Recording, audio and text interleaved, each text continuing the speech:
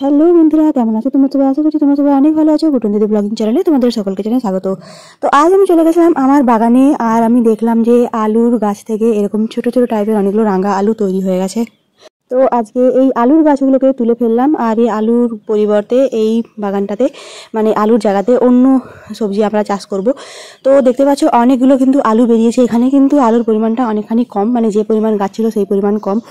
তো আমি দেখলাম যে আলুগুলো দিয়ে কি করা যায়। তো দেখলাম যে আলু দিয়ে যদি মিষ্টি আলুর পরোটা তৈরি করি তাহলে কীরকম হয়। মাথার মধ্যে আইডিয়াটা সঙ্গে সঙ্গে চলে এলো। এরপর দেখো আলু ছাড়াও আমাদের বাগান থেকে বেরিয়েছে হচ্ছে তোমার আদা, আর হচ্ছে যে হলুদ।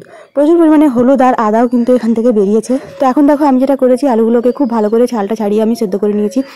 এখন আমি আলুর পরোটা তৈরি করার প্রসেসিংটা শুরু করব। তো এখানে আমি প্রথমেই নিয়ে নেবো প্রায় 1 কাপের মতো আটা। তোমরা চাইলে এক্ষেত্রে ময়দা ব্যবহার করতে পারো, কিন্তু আমার কাছে যেহেতু ময়দা ছিল না তাই আমি এখানে আটাটাই ব্যবহার করেছি।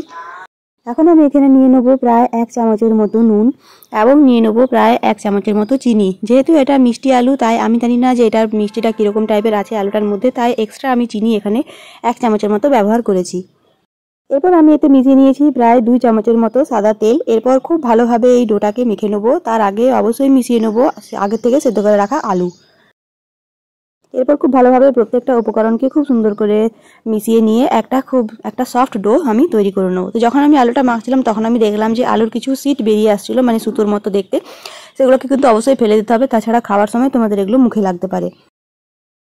তো দেখো আমি একটা সফট ডো তৈরি করে নিয়েছি। এখন আমি যেটা করবো, হাতে সামান্য পরিমাণ তেল লাগিয়ে নেবো। তেল লাগানোর পর এই ডোটাকে আবারও খুব ভালো করে মেখে দিয়ে একটা উপর থেকে বাটি ঢাকা দিয়ে নেবো। তো প্রায় 2 মিনিট পর যখন ডোটা একটু রেস্ট হয়ে যাবে, তারপর আমি এখানে দেখো নিয়ে নিয়েছি হচ্ছে চাকতি বেলনা, এবং নিয়ে নিয়েছি সামান্য পরিমাণে আটা। আর এই আটা দিয়ে খুব ভালোভাবে এই রুটিগুলোকে আমি বেলে নেবো।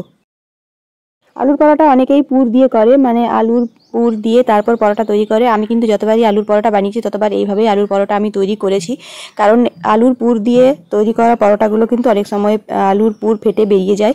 তো এক্ষেত্রে কিন্তু ফেটে বেরোনোর কোনো ব্যাপার নেই, কোনো ঝামেলা নেই। তো দেখো আমার একটা রুটি বেলা হয়ে গেছে, আর একটা রুটিকে আমি গরম তাওয়ার মধ্যে দিয়ে নিয়েছি। এরপর দুটো সাইড খুব ভালোভাবে আমি সেঁকে নেবো। দুটো সাইড খুব ভালোভাবে সেঁকা হয়ে গেলে আমি দিয়ে নেবো সামান্য পরিমাণ সাদা তেল, আর সাদা তেল দিয়ে পরোটাটাকে খুব ভালোভাবে আমি ভেজে নেবো। দেখো একটা পরোটা খুব সুন্দরভাবে তৈরি হয়ে গেছে, বাকি পরোটাগুলোকেও আমি এইভাবেই তৈরি করে নেবো। তো আমি এখানে দেখো প্রথমেই নিয়ে নিয়েছি একটা বাটিতে 4টে মিষ্টি রসগোল্লা। এরপর আমি যেটা করবো, আমি পরোটাগুলোকেও খুব ভালোভাবে সাজিয়ে নেবো।